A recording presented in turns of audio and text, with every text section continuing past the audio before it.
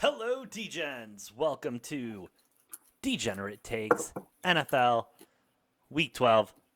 I'm the perfect one, AJ. With me, as always, is the one who knows everything, the one who has all the stats and everything like that, Mr. Noah Engelbretson himself. Noah, how the hell are you doing today? AJ, fucking wonderful. Can't complain, man. Oh, really? It really is. It because maybe your team is superior and everything. We will get to the Packers and their game today. But Noah, let's go all the way back to what feels like a century ago with the Thanksgiving slate. We are going with okay, let's talk about how I got to wake up, Noah. I got to wake up to the Chicago Bears and the Detroit Lions. Any other Thanksgiving, I would have been more than happy to wake up to this game. Bears get an easy win. Love to see it. But we are in the upside down right now, bro, because the last thing I want to see No, we're in is the the right side Bears up win a here. fucking game. Yeah, I guess it is. The last thing I want to see is the Bears win a goddamn game. But here we are, Thursday, and the Lions are going to do it. It's 14-13. The Lions are going to do it. And then how do the Bears win the game, Noah? How do they win the game? They win the game the way they lose every other game, a field goal in the fourth quarter to win the game 16-14. Matt Nagy has not yet been fired as of this recording. Christmas has not come early. I'm disgusted, Noah. I'm disgusted, and that's the only thing I have to say about this game. Yeah, not gonna lie. I watched kind of the first part of the game, and then I was watching college basketball instead of this atrocity. I don't blame you. And I'm not I upset really about don't. it. I don't feel like I missed much. I switched it back over to the Bears Lions for the end of the fourth quarter to see that kind of final drive for the Bears and kicking that field goal. And I can tell you all that was going through my head when they were lining up for the field goal is I'm like, this is a 50-50 despite a chip shot. I'm like, either the Bears are going to Bears or the Lions are going to Lions. There's one of One two of the two. outcomes here. One of the two. And I was, like I said, it felt like a coin flip to me. I was like, I half expecting the Bears to just doink it or miss a fucking chip shot field goal at the end of the game. I wouldn't have been surprised with any outcome to the end of this game. Uh, this game being as close as it is, the only thing I'm upset about is I was talking about taking the under, but it was so low that I'm like, oh So god. I low. mean, fucking 40-point unders are scary, but I should have trusted my gut on that one. Uh, the Bears, I wouldn't give up hope too much. Obviously, there were the rumors that Nagy was going to get fired regardless of the outcome of the game. Has not happened. Could still happen this week. Could see that announcement tomorrow or Tuesday. Looking at the Bears' remaining schedule, I mean, they got to play the Cardinals, Vikings, Seahawks, Giants, and then the Vikings again. Oh, he's definitely getting fired. Um, if he doesn't get fired this week, I think he's one bad loss away. Um, if Bears go and lose by 20, 30 points to the Cardinals, I think it's over. That Yeah, one's sitting at a couldn't agree seven. more. That one's only sitting at a 7 point spread right now, despite I don't know if you saw Kyler Murray his post on Twitter. No, It I was didn't. some Thanos clip or whatever, like signifying that he'll be back. Oh, So glad to see. Good on that. Can't wait to see him yeah, back in full force. as much as I Let's. do need one or two more Cardinal losses, just so the Packers wrap up that one seed. I want to see them lose at full force. I don't want to see them lose with their second squad in. Yeah, no, absolutely. I'm 100% there. Let's move on to the next game, Noah. The Raiders versus Dem Boys. Went to overtime. Raiders 36-33. Not the best Cowboys performance. Raiders just really outshining the entire game until towards the end where they kind of let up a little bit. Can we talk about how many fucking penalties were called in this game? Holy shit. Okay. Do we want to do refs now? Well, obviously, this is the game to lead into it because holy God, there were so many fucking penalties in this game on both Okay. teams. I think both teams had double-digit penalties called against him, So and the refs were just yes, not it letting was him. They 14 were not penalties letting him each. play. No, 28 penalties total, 14 penalties each.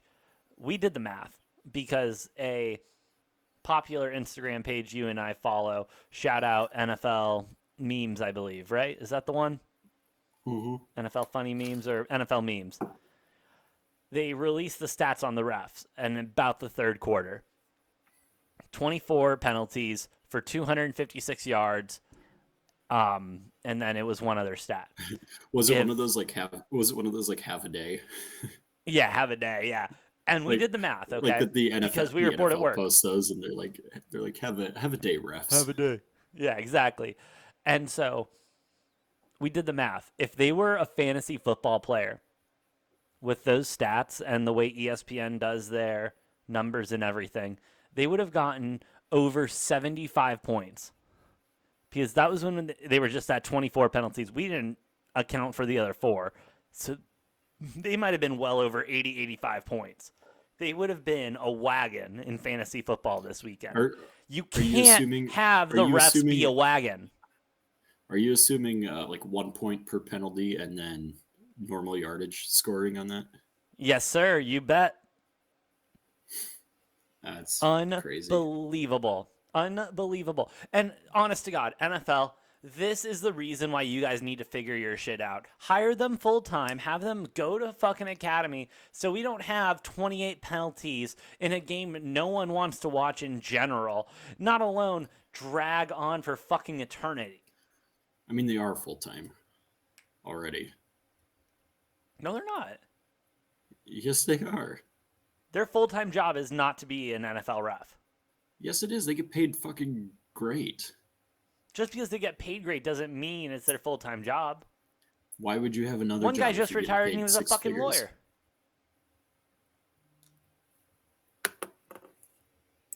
I'm serious, dude. His son just took over. Dude, NFL officials are not full time. They're just like WWE officials. WWE officials work on Friday through Monday. They're The not full average time. NFL referee earns about $205,000 a season. Yeah, but it's not their full time job. If 205 isn't enough to be a full time job and we're doing whatever, then you're just a No, fucking but meaning workhorse. the average ref, Noah, has other interests. They have a weekday job. They don't Hobbies. just. I don't know why you would need a weekday job if you're making 205,000 a year refing. All right, fine. All right, fine. If this is their full time job, then why aren't they penalized? If they have a really bad game and like the NFL has to write a letter and say, yeah, we fucked up this call, why aren't they fined? Why aren't they penalized, suspended a game, or suspended with pay like these players are with some of these calls? These calls that these refs are making are costing these players money and time. And these refs, when they make a bad call, there is no repercussion whatsoever. It's up. So sorry. Maybe better luck next time. I don't know, man. I don't know. Because half their fucking rules are subjective at this point. So Dude, beyond subject. We'll get to that between shit later between because between Jesus between Christ. fucking pass interference and catch versus Roughing the passer, non-catch, roughing the passer, like so many of roughing the these are like kicker, hands to the somewhat face, horse subjective. collar. Although I will say the Jesus roughing the Christ. passer calls aren't as subjective. Like they call them They've been getting rules better. how the rules. I think the rule needs to change. I don't think it's the referee's fault. I think just the rule needs to change because I agree. holy fuck. The I mean, refs are calling there. the rule the way it's written. I Yes, will so give them. They are doing they're great doing with pass they're doing interference their this year. job. Yeah.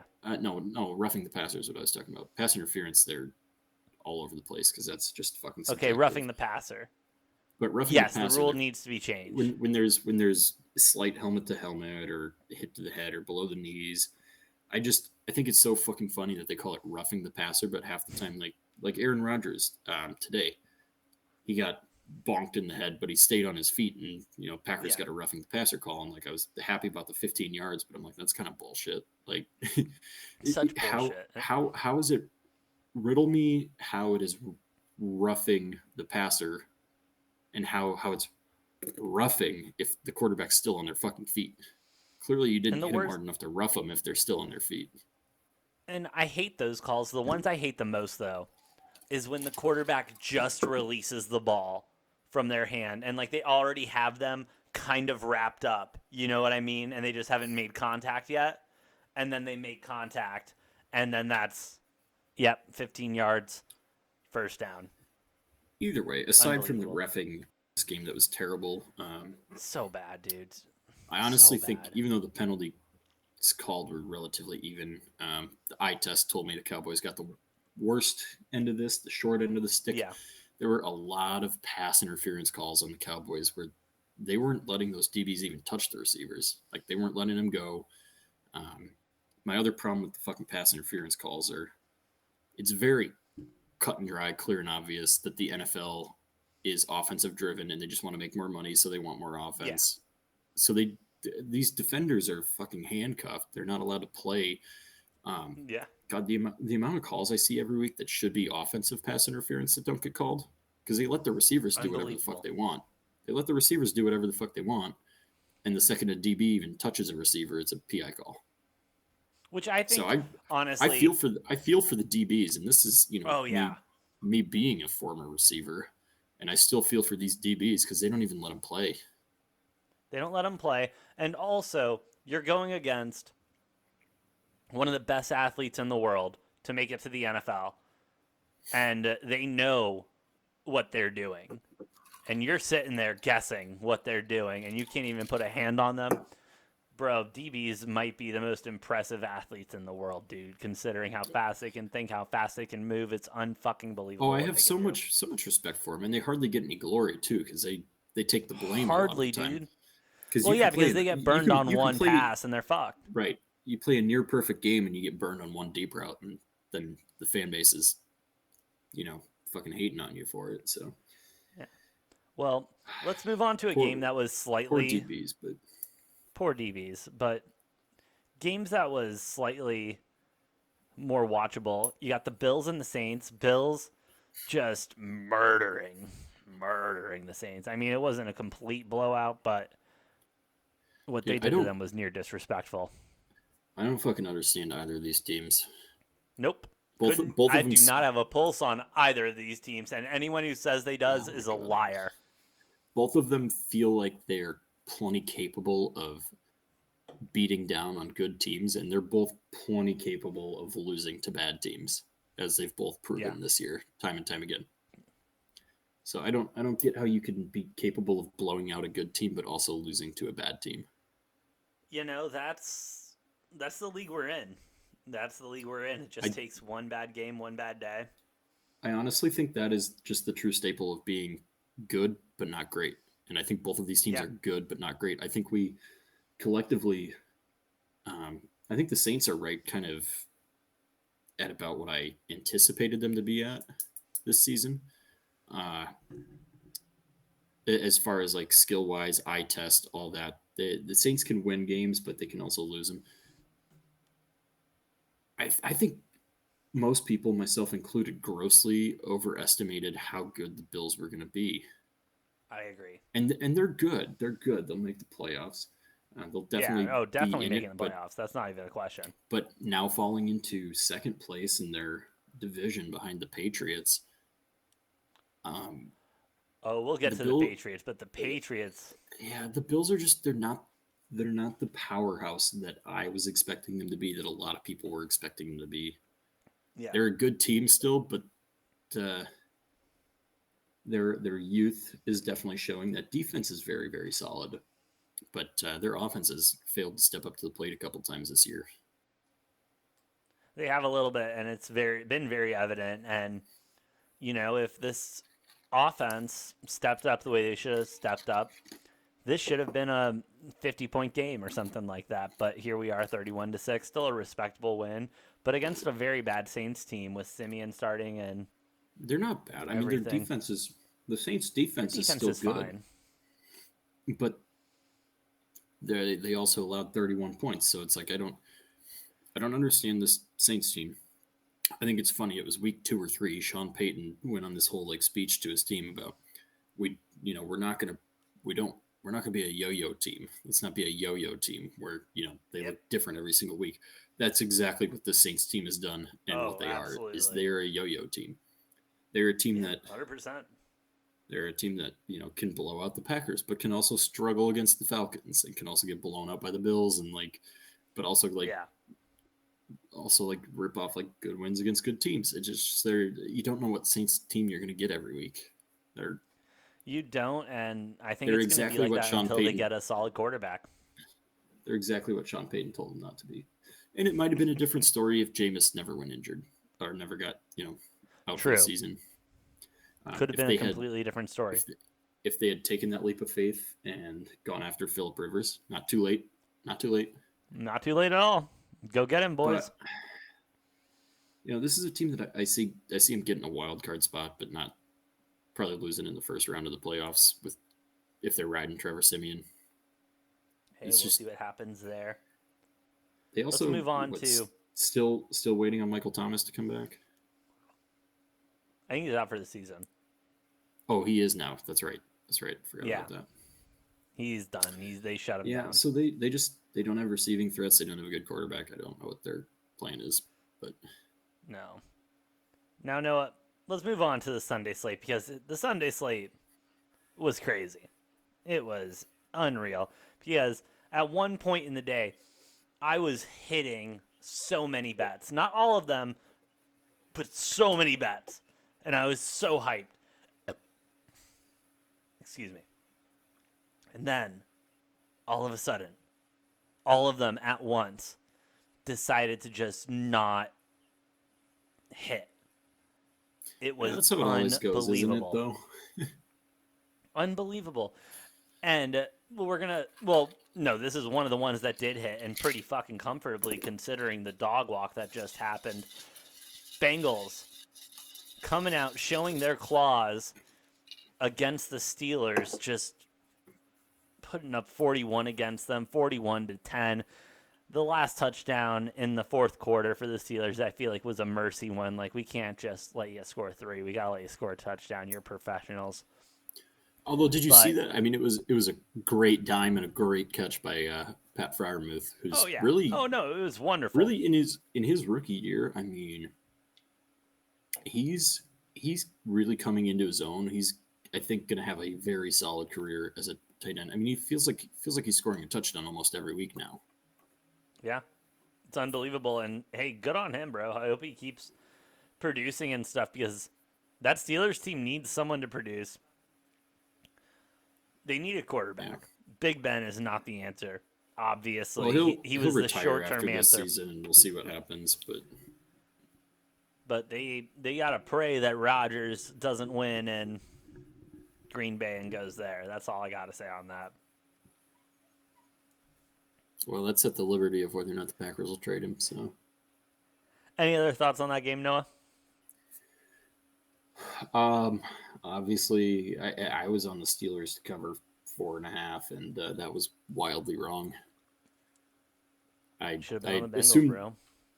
well, I Like assumed someone this else would on be the show. I assumed this would be a very low scoring game. Hence why I took the Steelers at the 4.5 was I thought this would just be a low scoring dogfight. Didn't think the Steelers defense was just going to let Joe Burrow just walk all the fuck over them. Just have a day. Have a day. This Bengals team is dangerous to bet against, but they're also dangerous to bet on. Yep. They're to me they're a definition of a good up and coming but very young team. You see a lot of the young mistakes some weeks. Some weeks they look like this week they don't make any big mistakes and they look really sharp. That offense has a shit ton of firepower, but come playoff time, I don't know that they're a team that I can trust. They seem like to me they scream first round loss in the playoffs. No, I completely understand. I completely understand where you're coming from. And agree with you. They're just not there yet, not all the way there. Let's keep it moving, Noah. We are going on to another game that was looking really, really good until it looked really, really bad for myself, betting-wise at least. You got Buccaneers at the Colts. Buccaneers barely squeaking by 38-31. Colts look like they had this one in the bag. I still think they are a very dangerous team. I don't think this loss defines them whatsoever. It's going to next week, and I can't wait for the line to release for their game next week. But Who do they play next week? I don't know.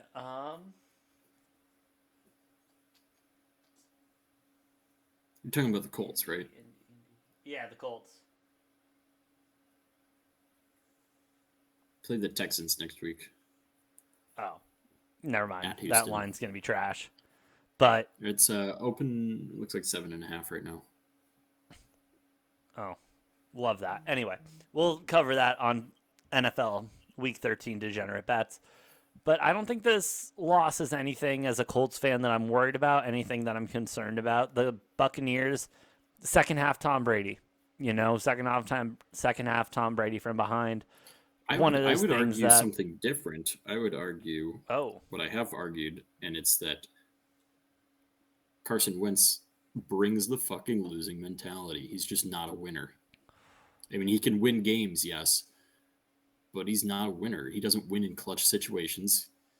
I mean, for God's sake, if you count the turnover, I mean, so Colts had 4 turnovers in this game, 5 if you count the one that Carson Wentz threw at the very end of the game, which that was great. The fact that they had a chance to fucking tie it because of that kick return there at the end. yeah. With 20 seconds left, guy brings it out from 5 yards deep and puts him at the 30-yard line with 10 seconds left. That was great. But I was like, the Colts aren't tying this because you know who's at quarterback? Carson fucking Wentz. Carson Wentz. So he throws another interception. Like I said, Colts had 5 turnovers. They got a very good team, but you're not going to fucking win a game with 5 turnovers. You're just not. It's not going to happen. And Yeah, no, I completely. as long as they have Carson Wentz at quarterback, that's always something you're going to have to worry about.